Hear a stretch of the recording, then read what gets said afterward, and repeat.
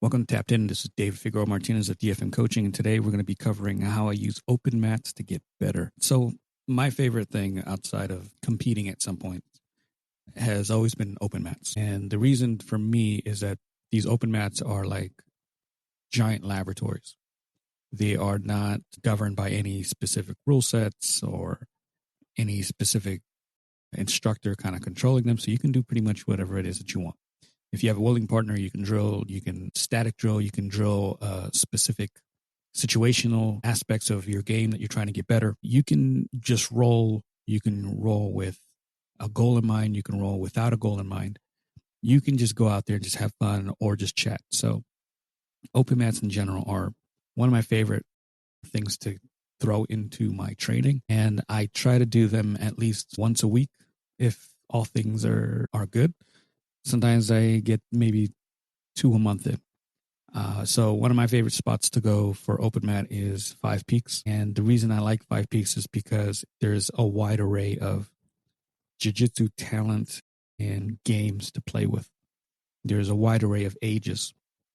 One round I can be rolling with a teen who's just up and coming. The other I can roll with someone who is an adult but on a really younger side and can show a lot of athleticism and just kind of wreck me with that speed. And then I can roll with older people around my age and get a feel for what's going on there. So for me, I target specific experiences as I roll. So right now, the two things that I'm really focused on are wrestling up, and I play a lot of like sit-up guard, and if I can trap that the outside leg or cup the outside leg, I try to wrestle up and trip them. Ankle picks are a big part of that game. And when I'm playing that, I try to tell myself I'm not going to my back unless I'm forced. So then I utilize that against all the different training partners that I'm rolling with. The other one that I'm doing is chest over chest passing concept. And the goal for me is often to get to that position, hover over the chest in a standing pass situation, and just fend off all their attacks. They're off balancing, the foot placement, the grips that they use for the sleeves, maybe the collar, the pants. And I try to get as much time in that situation as possible so I can gain a lot of mileage. I want to get a lot of experience in a short amount of time. And sometimes, yes, I could have passed. I could have got to the position that I want. But sometimes I kind of linger and I hang out there in order to feel what someone might be doing. So I'll go against a teen, I'll go against a blue, purple, I'll go against an experienced black belt and try to see what they might do differently against that approach that maybe the other belts aren't doing. I absolutely love that, like the experiment lab aspect of just kind of collecting as many data points as possible. I want to find a position or scenario that it doesn't work in. And I can't do that if I'm negating or avoiding certain situations or people. So I will do this against literally everyone that I'm rolling with. And specifically even more so on like the black belts, because their game is so rich and so diverse that I want to come across a black belt that just does something so different that it causes me to pause. And I rolled with a guy yesterday, actually, and he had this ability of off-balancing me pretty well.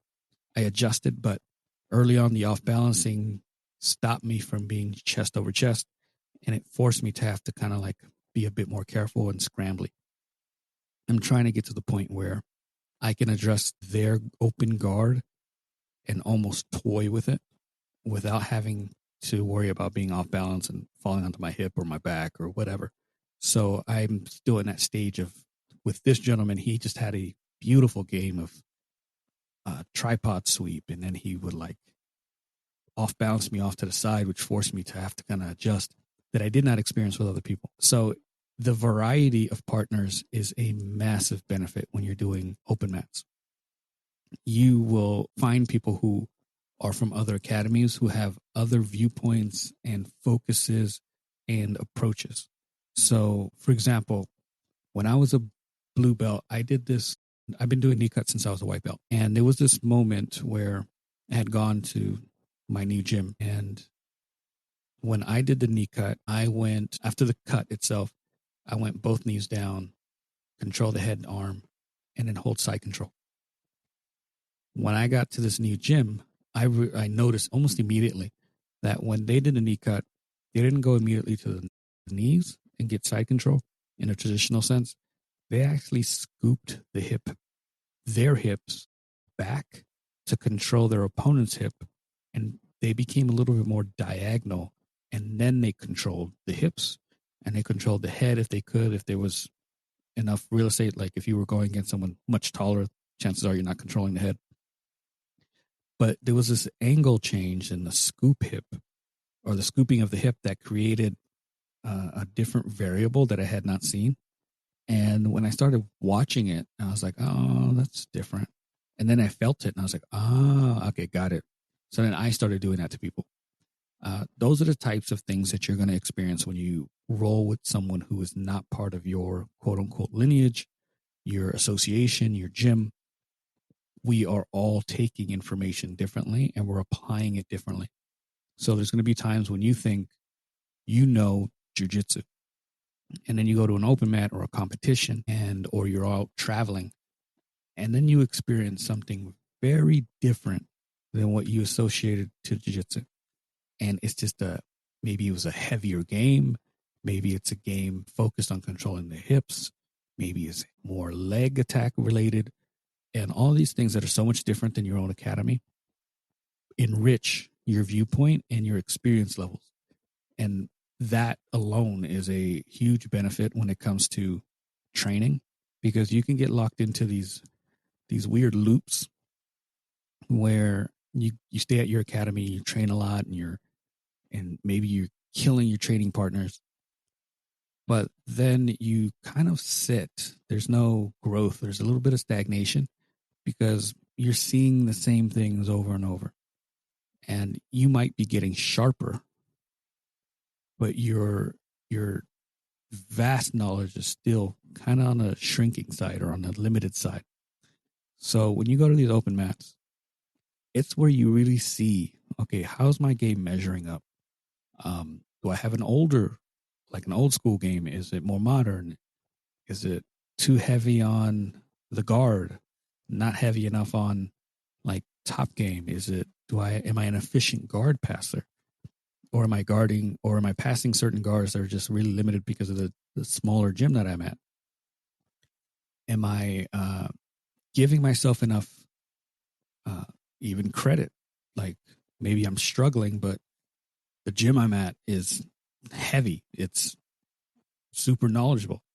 So sometimes you go to an open mat and you get a little bit of clarity, like, oh shit, no, I'm not bad. I'm just training with a bunch of killers. So it happens both ways. And that variety of partners really does just open up a lot of streams for you to check into and to learn and to experience. And sometimes you get into this lull of like I don't want to say passive, but you're just kind of like chugging along because you maybe got a little bored, a little complacent. And then the open mats, because of the variety of partners and all the things that they do and they could be doing, it like spurs a little bit of a like, oh shit, there's more to this. And it creates a little bit more excitement for you, because then you start seeing games that maybe you weren't seeing, and that spurns you on or pushes you on to like, okay, I want to learn this now, or I want to get really good at defending this. And then the next time you roll with that person, you're just like, okay, I got better answers, or maybe they kill me anyway, and I got to focus a bit more. So it really does energize someone's training and career. So you don't feel like you're so stagnant, sparring with the same people, same shows keep occurring, the same movements keep occurring. It develops everything for you. On side of that, it allows you to build connections. There's a bunch of people that I roll with now that I don't really know them. We don't train at my gym. I don't train at their gym. We're training at a gym that is like third party, and I know them or I know of them. We greet each other, we high five, we slap hands, we bump fists. and it's a great time. And then you start to learn where everyone's starting to train from or was training from. And that allows you to like open up your circle a bit more. You start learning what they do, and not saying that this is the focal point here, but sometimes that opens up doors for you that you would not have had otherwise.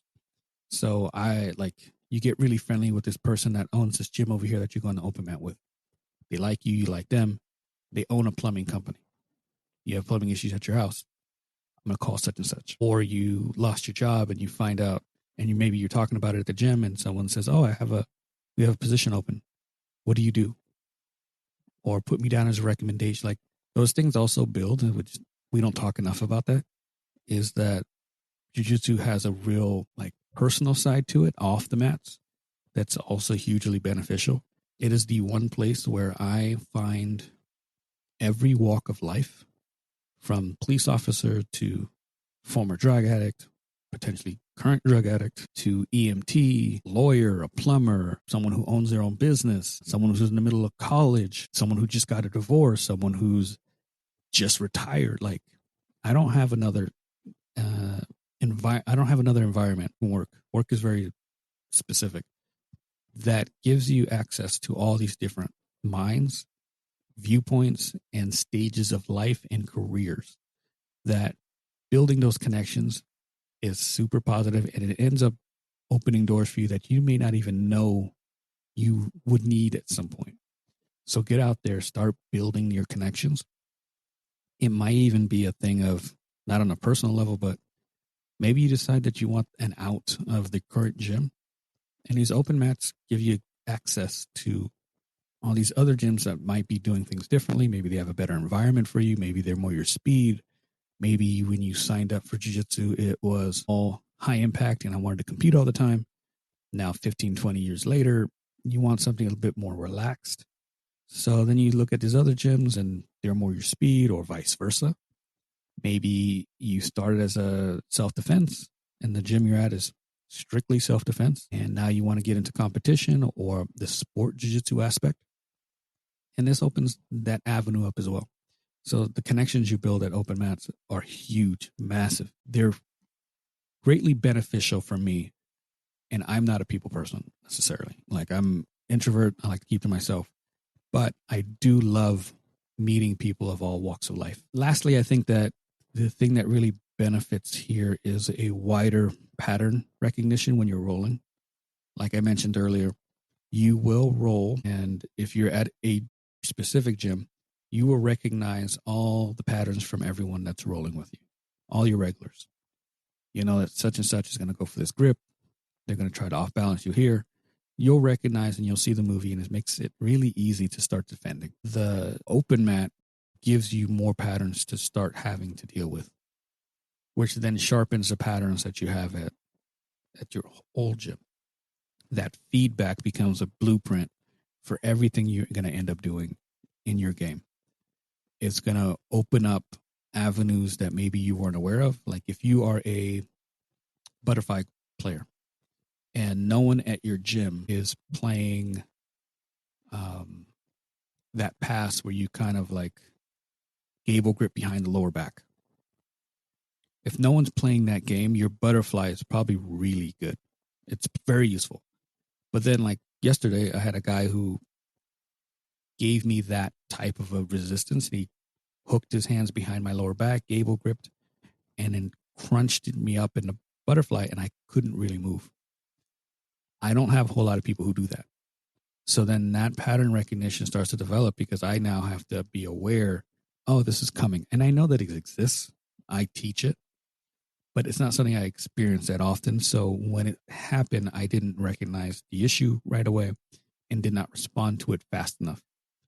Now, if I'm able to roll with this guy more often, that's going to shift my recognition of the patterns that he's using. And I'm going to be able to respond faster and quicker to it, and maybe negate the position as a whole or have a solid response to it later. It's a massive benefit to go to these open mats. There's nothing like it, maybe short of competing, but even competing isn't really it's not apples to apples.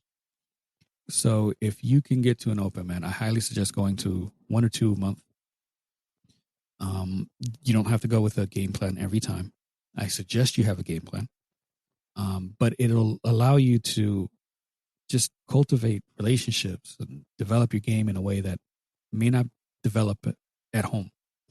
So if you can go to them, and usually they're free, they're hosted so that gym owners can kind of give their students more looks, go to them.